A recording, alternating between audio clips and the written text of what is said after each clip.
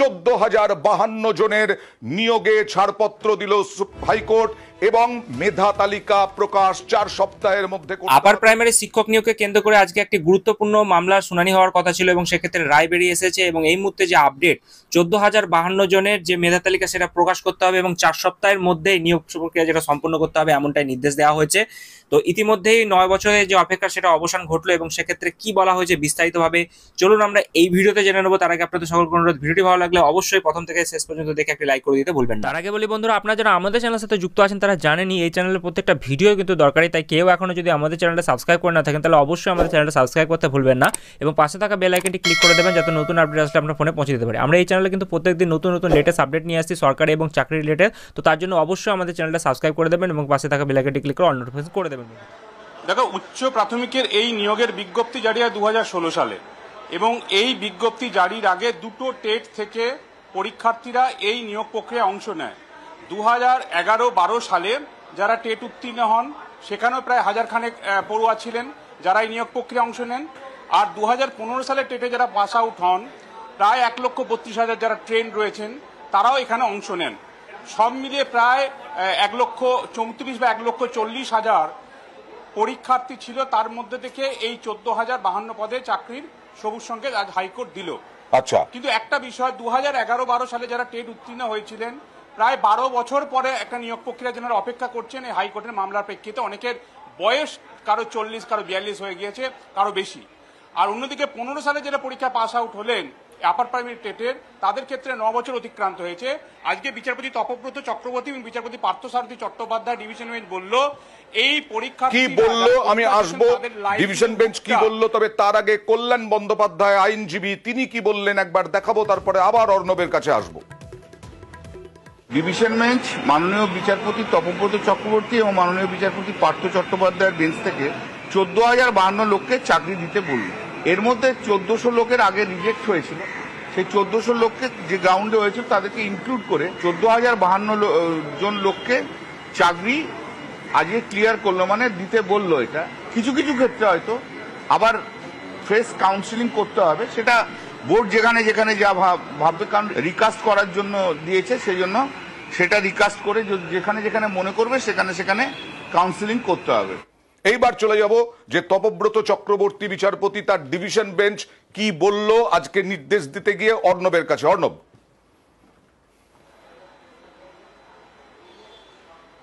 দেখো, দুটো খুব সিগনিফিক্যান্ট বিষয়। লাইভলিহুড অর্থাৎ এই জীবনযাপন, জীবনযাত্রা, তাদের জীবন, এগুলো একটা হাইকোর্ট বিবেচনায় এনেছে, তাই এই 14,052 শূন্য পদে সবুজ সংকেত দিল। তার জন্য কি করতে হবে? দুটো বিষয়। নতুন করে মেধা তালিকা প্রকাশ করতে হবে। এই নতুন করে মেধা তালিকাটা আগামী 4 সপ্তাহের মধ্যে স্কুল সার্ভিস কমিশনকে প্রকাশ করতে হবে। আর তার ঠিক 4 সপ্তাহ পর কাউন্সিলিং পর্ব সম্পন্ন করে প্রত্যেকের হাতে চাকরির লেটারটা দিতে হবে, অর্থাৎ এসএসসি যেটা দেয় চাকরির সুপারিশপত্র দিতে হবে। অর্থাৎ সবকিছু ঠিকঠাক চললে এই মামলা নতুন করে সুপ্রিম কোর্টে চ্যালেঞ্জ না হলে আগামী 8 সপ্তাহে 14,052 জন চাকরি পাবেন, এটা হাইকোর্টের নির্দেশে স্পষ্ট হয়েছে। কিন্তু কয়েকটা রয়েছে, তা হলো এসএসসি কে নির্দেশ ছিল এর আগে হাইকোর্টের একাধিক বেঞ্চের নির্দেশে যে ওএমআর এ কারচুপি আছে, অনেকের নাম্বার ফর্ম ফিল আপ করে নিয়ে চাকরি পেয়েছে, এই অভিযোগগুলো তুমি যাচাই করো, খতিয়ে দেখে আদালতে রিপোর্ট দাও। এসএসসি হলফনামা দিয়ে জানিয়েছিল 1462 জন এরকম পরীক্ষার্থী রয়েছে, তাদের প্যানেল থেকে বাদ দিতে হচ্ছে কারণ 559 জন যাদের ওএমআর এ কারচুপির তথ্য রয়েছে এবং 900 কিছু বেশি তাদের কারো হোয়াইট লাইনার রয়েছে, নামের জায়গায় কোথাও জল পড়ে গেছে ওএমআর এ, এইরকম সমস্যার জন্য সেটাকে বাতিল করা হচ্ছে। এই 1462 জন, তার মধ্যে কিছু আবার আসে। আচ্ছা, এই প্রশ্নটা ঘুরপাক খাচ্ছে, তাহলে 559 জন এসএসসি যাদের বললো ওএমআর এ কারচুপি রয়েছে, মিসম্যাচ করছে ওএমআর, তারাও কেন এই প্যানেলে জায়গা পাবে? এই প্রশ্নটা নিয়ে নতুন করে সুপ্রিম কোর্টে একটা বিড়ম্বনা থাকতে পারে। তুমি যে কথাটা বললে ঠিক এই কথাটাই কিছুক্ষণ আগে আইনজীবী ফিরদৌস শামীম বলেছেন। কি বলেছেন একবার দেখাবো।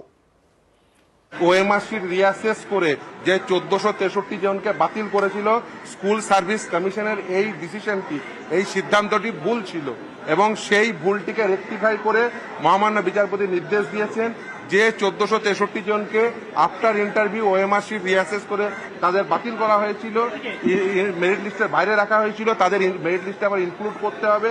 ইনক্লুড করে টোটাল 14,052 জনের তাদের প্রত্যেককে মেরিট লিস্টে রেখে তাদের প্রত্যেককে কাউন্সিলিং করাতে হবে। অর্ণব, তুমি যেটা বলছিলে, কিন্তু যদি একটা সামান্য হলেও আছে, চাকরি প্রার্থীরা কিভাবে দেখছেন বিষয়টাকে? তোমার সঙ্গে রয়েছেন চাকরি প্রার্থীরা এবং সেখানে তারা 9 বছর লড়াই করেছেন আদালত সহ বিভিন্ন জায়গায়।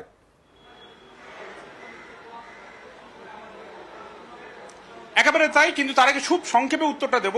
হাইকোর্টের ডিভিশন বেঞ্চ পর্যবেক্ষণে বলছে, এসএসসি বলছে 559 জনের ওএমআর এ কারচুপি রয়েছে, কিন্তু এসএসসি অরিজিনাল ওএমআর আদালতে প্লেস করতে পারেনি।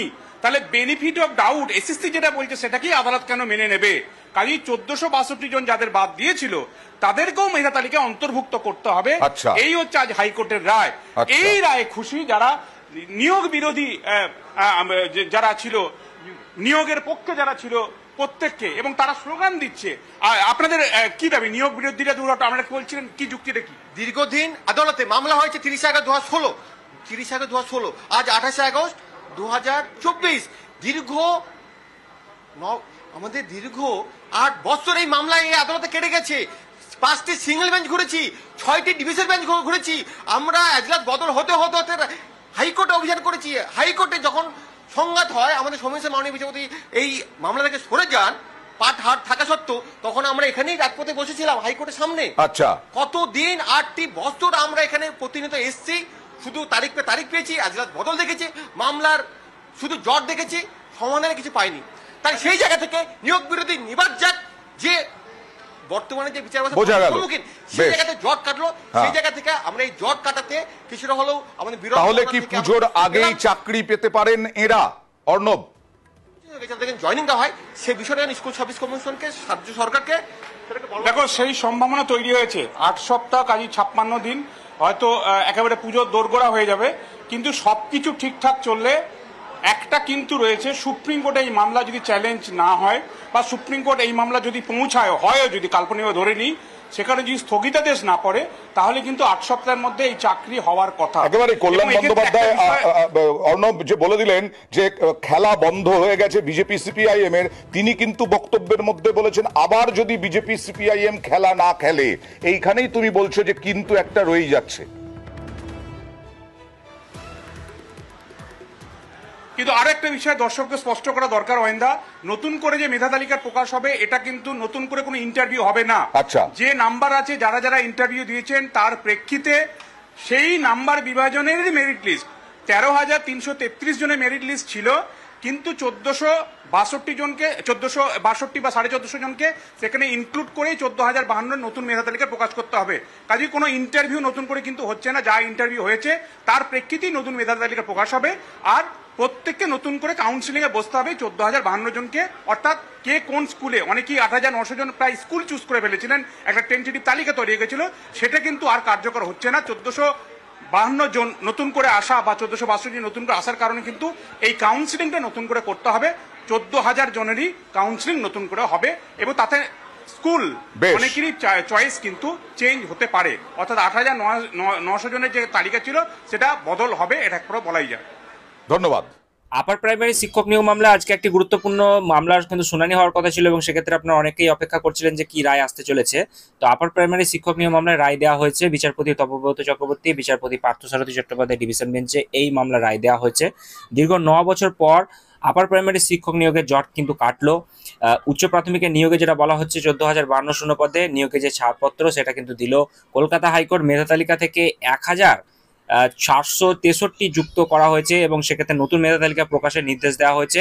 4 সপ্তাহের মধ্যে প্রয়োজনীয় যে কাউন্সেলিং করা যে সুপারিশপত্র সেটা কিন্তু দেবে এসএসসি, এমনটাই নির্দেশ দেওয়া হয়েছে কলকাতা হাইকোর্টে। এর আগে আপনারা জানেন 2021 সালে এসএসসি জানিয়েছিল যে ওএমআর শিটগুলি পুনরায় মূল্যায়ন করে 1463 জনকে বাদ দেওয়া হয়েছে। এই বাদ পড়া 1463 জন অন্য একাধিক মামলায় কিন্তু যুক্ত হয়েছিলেন, এবং সেটা আজ কলকাতা হাইকোর্ট জানিয়েছে 1463 জনকে যে প্রক্রিয়ায় বাদ দেওয়া হয়েছিল তার ঠিক ছিল না, কারণ ইতিমধ্যে দীর্ঘ সময় পেরিয়ে গিয়েছিল। কোথায় কত নম্বর পান তারা, তাদের ইন্টারভিউ কাউন্সেলিং সম্পন্ন হয়ে গিয়েছিল আগেই, এবং সেক্ষেত্রে ফলে নতুন করে ওএমআর শিট মূল্যায়ন করে বাদ দেওয়া প্রক্রিয়া সঠিক ছিল না, এমনটাই কিন্তু বলা হয়েছে। তো যাই হোক, কলকাতা হাইকোর্টে এদিন নির্দেশ দিয়েছে যে বাদ দেওয়া 1463 জনকে যুক্ত করে ওই 14,052 জনের মেধা তালিকা কিন্তু প্রকাশ করতে হবে এসএসসিকে। আগামী 4 সপ্তাহের মধ্যে এই সম্পূর্ণ কাজ কিন্তু করতে হবে। পরে 4 সপ্তাহের মধ্যে কাউন্সেলিং এর কাজ কিন্তু সম্পন্ন করতে হবে। অধিকাংশ কাউন্সেলিং ইতিমধ্যে সম্পন্ন হয়ে গিয়েছে। নতুন করে মেধা তালিকা বেরোলে প্রয়োজন বুঝে এসএসসি কাউন্সেলিং করবে যেটা বলা হয়েছে, এবং এরপর অবিলম্বে সুপারিশপত্র বিলি করতে হবে যাতে দ্রুত শিক্ষক যে শিক্ষক শিক্ষিকা যারা রয়েছে তারা যাতে স্কুলে যোগ দিতে পারেন। তো দীর্ঘ 9 বছর আগে আমরা দেখেছিলাম যে টেট পরীক্ষা নেওয়া হয়েছিল, তবে এখনো নিয়োগ কিন্তু অধরাই রয়ে গেছে। 2015-16 আগস্টে আমরা দেখেছিলাম যে আপার প্রাইমারি শিক্ষক নিয়োগের যে টেট পরীক্ষা সেটি হয়েছিল, বিজ্ঞপ্তি প্রকাশ হয়েছিল এর আগে, এবং সেক্ষেত্রে একের পর এক মামলায় জেরে আমরা দেখেছি যে এই যে নিয়োগ প্রক্রিয়া সেটা কিন্তু থমকে গিয়েছিল, এবং স্কুল সার্ভিস কমিশনের ঘোষিত শূন্যপদ ছিল 14,339টি। তো কলকাতা হাইকোর্টের নির্দেশে গত বছর 23 আগস্ট দ্বিতীয়বার মেধা তালিকা প্রকাশ হয়, পাশাপাশি নভেম্বরে সংশ্লিষ্ট প্রার্থীদের কাউন্সেলিং সম্পন্ন হয়েছিল। কিন্তু নিয়োগ নিয়ে যে মামলা সেটা এখনো কিন্তু বিচারাধীন ছিল। এই মামলা শুনানি শেষ হয় 18 জুলাই, এবং সেক্ষেত্রে চাকরিপ্রার্থীরা এই মামলার দিকে তাকিয়েছিলেন। হবু শিক্ষকরা আশা করছেন যে মামলা জট কেটে গিয়ে এবার স্কুলে শিক্ষক পদে যোগ দেওয়া সম্ভব হবে। চাকরিপ্রার্থীরা বলছেন যে আপার প্রাইমারি স্তরে শিক্ষক নিয়োগের জন্য মেধা তালিকা প্রকাশিত হয়েছিল 23/8/2023 তারিখে, অর্থাৎ প্রায় 1 বছর আগে, অথচ এখনো নিয়োগ কিন্তু অধরা রয়েছে। আমরা চাই চূড়ান্ত রায়দানের পরে যোগ্যতা ও মেধার নিরিখে স্বচ্ছতার সঙ্গে নিয়োগ প্রক্রিয়া সম্পন্ন হোক।